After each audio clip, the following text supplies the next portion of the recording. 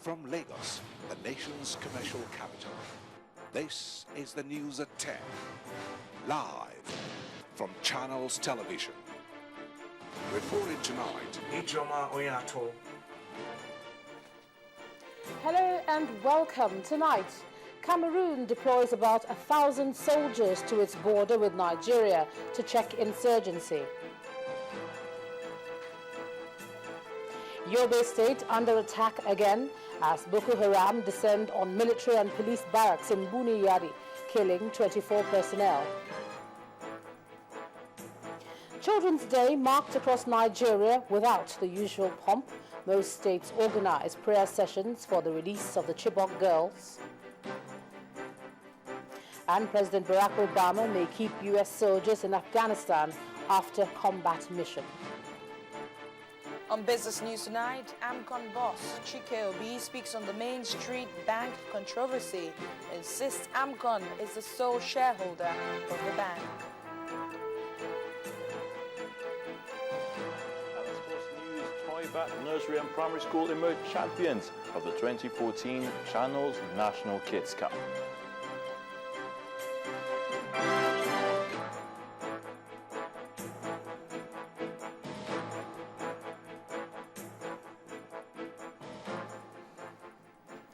Barely a week after the crucial meeting of some African leaders with the French President François Hollande on fighting insurgency in the West African sub-region, Cameroon has taken practical steps in this regard.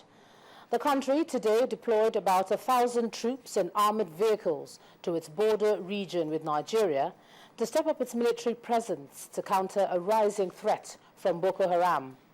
The spokesman of the Cameroonian Ministry of Defense, Lieutenant Colonel Didier Badjek, says about 1,000 special forces of Cameroon's Rapid Intervention Brigade left the capital yesterday. Lieutenant Badjek adds that several new generation armored vehicles were deployed 3 days earlier. According to him, the deployment is part of Cameroon's effort to increase its military presence in the border region.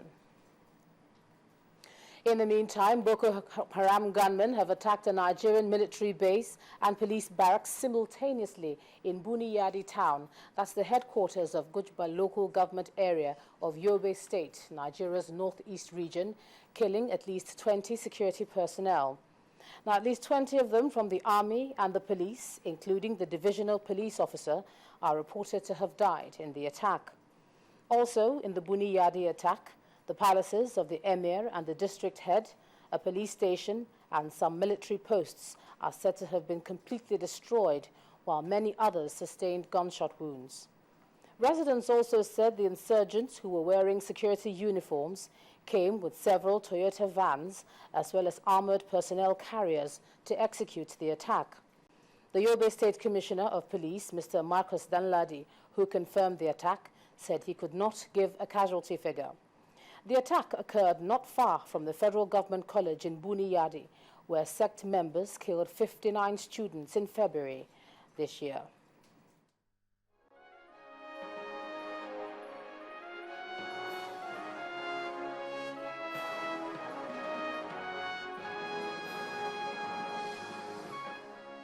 Now, on May the 27th every year, children are remembered specially, and it's usually celebrated with pomp and pageantry. But this year it's different, as most states across Nigeria decided to pray for the return of the Chibok girls. Our correspondent Oreoluwa Shonibare reports. In the northeast, nothing to indicate that it's Children's Day, and that's expected given the insecurity situation there. But here in Niger State, the situation is quite different. Young children gather to pray for the release of over 200 schoolgirls kidnapped in government secondary school in April in Chibok. They should please be released. They are innocent girls and they have nothing to do with wherever they are being kidnapped for. They should please enforce more security in more schools, in all schools, and then we should keep on praying for them. My wish for them is for them to come back safely and with good health. And I want to tell the federal government to put more effort so the girls will come back home safely. And we on our own side, we keep praying for them. In Kwara State, The students here take a cue from their counterparts in Niger, and it's also the same in Delta State, where the children all pray for the release of the captured girls.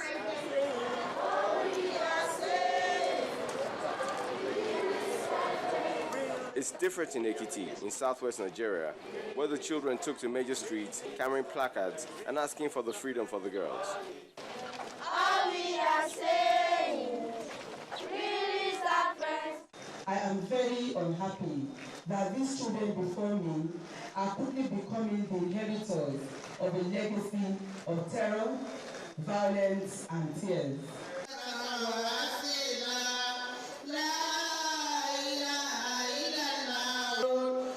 Every day, our children are now becoming endangered species. Every day, you hear of rape, bombing, abduction, kidnapping. We cannot continue as a nation, as a state like that. And I'm using this opportunity that those that are engaged in this act, they should please. There's nothing that can be achieved when through an atmosphere of violence. The governor of Anambra State, Willie Obiano, uses the day to call for calm, saying the government is doing its best to arrest the situation. This is a very sober period for the nation because of the Chibok girls. And that's why in Anambra State we are in solidarity with their cause, because just take it if it's your kid and, suffering in this kind of, it's unthinkable.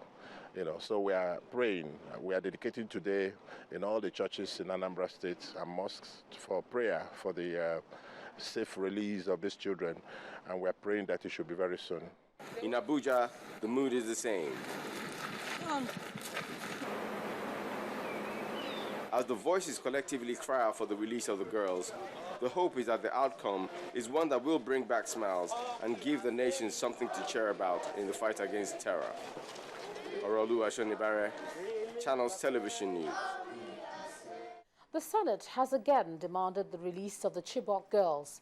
In a motion to commemorate Children's Day, Senate leader Victor Ndomaegba drew attention to the challenges faced by Nigerian children, particularly in the northeast, as a result of the ongoing insurgency.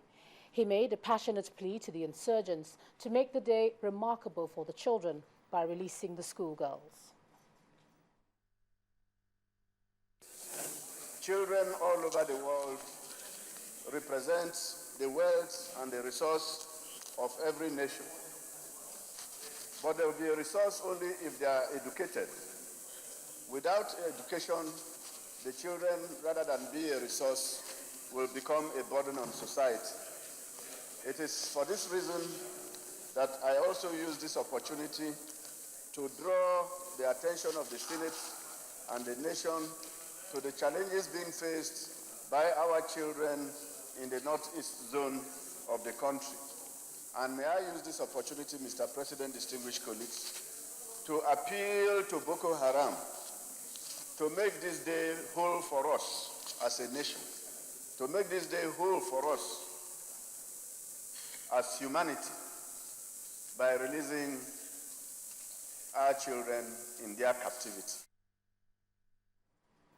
In the meantime, a federal lawmaker, Senator Uche Chukwumerije, has expressed concern over the remarks made by the Chief of Defense Staff that the Nigerian Army has identified the location of the Chibok girls. Senator Chukwumerije told journalists that although he's elated over the news, the information should not have been made public for security reasons. Like the rest of the nation, I am very much elated by the news that the location of our girls is now known to the army. But like the rest of the nation, especially observers, I'm puzzled by one phrase. According to the military spokesman, the location is a military secret. Now, what puzzles me is simply this. Why do you make public what you consider a military secret. As we are announcing the location, or your discovery of the location of these girls, the news is being known to those holding them captive. And you think they're going to stay there and wait for you until you come to locate the girls and take them away? This puzzled me because we know in all the American operations, military operations, you don't hear a word about that until after their mission is accomplished. Campaigners calling for the release of the Chibok girls have described the sighting of the students by security forces as commendable.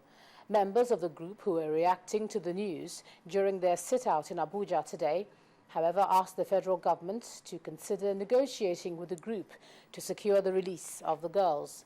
The group is also insisting that it will continue with the protest until the girls are rescued.